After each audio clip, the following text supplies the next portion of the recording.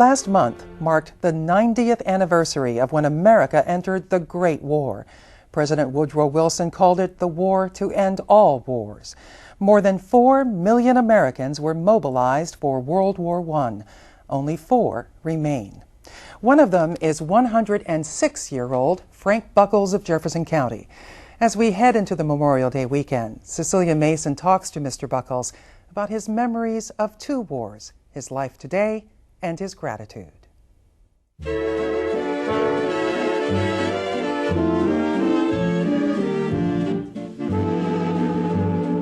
Gapview Farm sits on a knoll just outside Charlestown, overlooking the Jefferson County countryside.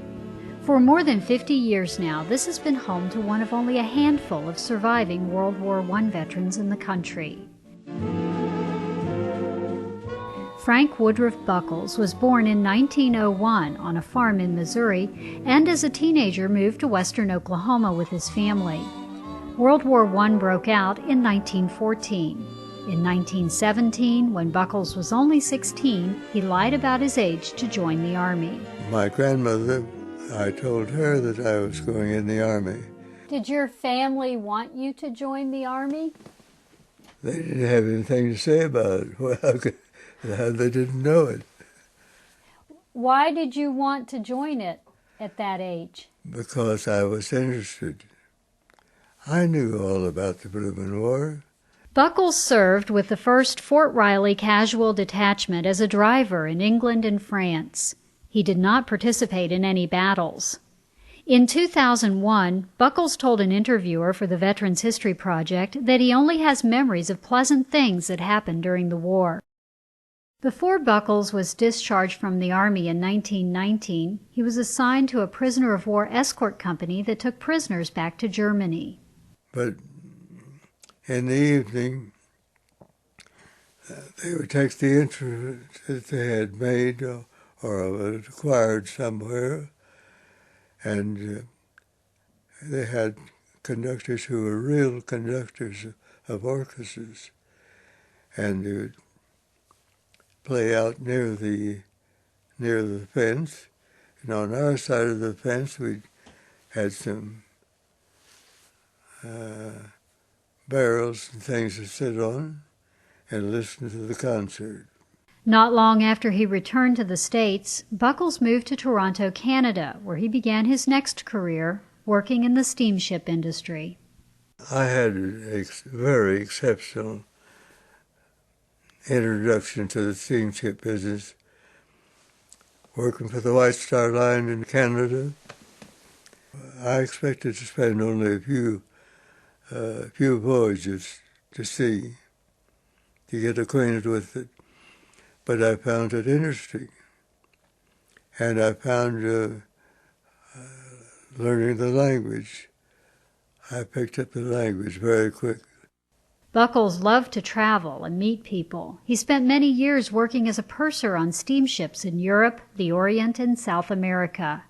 It's a career that led to an unintentional involvement in World War II. In 1942, Buckles was in the Philippines working for a steamship line. In December the 8th, that's the same day as the 7th in Hawaii, the Japanese attacked the Philippines.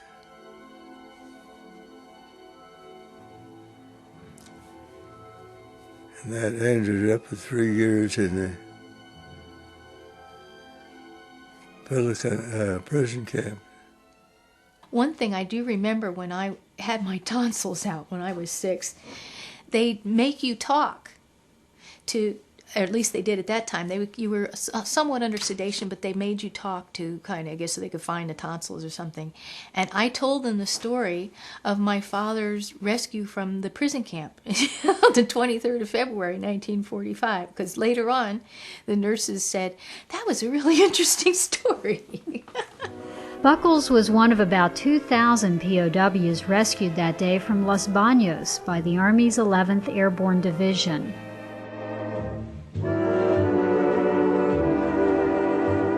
Buckles' 52-year-old daughter, Susanna Flanagan, and her husband moved from Northern Virginia about 3 years ago to help run the farm and take care of him. My father told me when I was 10 years old that he was never going to leave the farm, and that this was the right place for him to be, and that he always should be, and I just knew instinctively. He never had to say, don't do this or don't do that or I want something else. I just knew instinctively that this is where he needed to be. And once again, I'm fortunate that I'm able to do that. My husband has been extremely supportive right from the beginning and understands that importance as well. And plus the fact that my father has a farm. And so this is a business, it's a going concern, it's going to continue to be a farm. The large farmhouse dates back to the 1700s. It sits on a hill overlooking many acres of beef cattle pasture and fields where corn, hay, and soybeans grow. In his 106th year, Buckles is still active in helping Flanagan manage the business. Buckles first saw Gapview Farm in 1953 when he and his wife Audrey were looking to move back east from California. It was covered with snow. I could see it was a good farm. Even though there was snow on the ground, I still could see the layout.